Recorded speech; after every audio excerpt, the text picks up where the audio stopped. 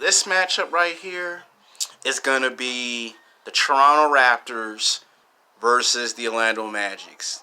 Now, this one, I'm just going to straight out say who's going to win the damn series. It's going to be Toronto, okay? You got Kawhi Leonard. He's a defensive stopper. He's a defensive blocker. He can block shots. The guy can make his free throws. The guy plays nothing but all strong around defense. The guy can put up strong-ass numbers. The guy can give you 25, 35, and on a good night, 40 points a game with 10 to 20 rebounds, 20 blocks, 5 to 10 assists. And I just don't see Orlando beating Toronto. I just don't see it. Yeah, you might win a game here or there. You might win one or two games, but when the series is over, Toronto's going to advance from the first round into the second round. And if it's Toronto versus Boston, or if it's Toronto versus Philly, those are going to be worthy matchups in the second round.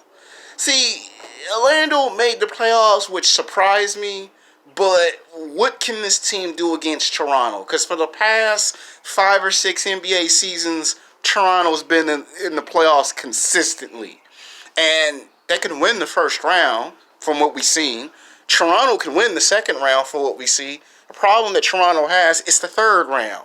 So I don't see Orlando even having a shot. Now, Toronto is just going to beat this team up. I mean, defensive-wise, they're going to hurt this team. They have a bench. They can play 4 quarters. You can send this game into overtime, double overtime. It's not going to matter to Toronto. And Kawhi Leonard, if he can stay healthy and not injured, they're going to torch the hell out of these Magics. The Magics are not going to even have a shot because even if they're at home, Toronto is capable of taking game 1 or game 2 in your own home. So, I don't even think Orlando even has a shot in this series. So even if you get 2 home games, what good does it do you if you're going against a team that's been in the playoffs consistently? They're just going to roll over this team. And the reason why I say they're going to roll over this team is because they are. Now, if they can push the series past 4 games to 5, that'd be fantastic if Orlando could do that. But I just don't see Orlando staying in the series long enough for that to happen. Even if you win a game or 2, it's not going to change the fact that when the series is over, it's Toronto going to the second round to either face Boston or Philly in the second round.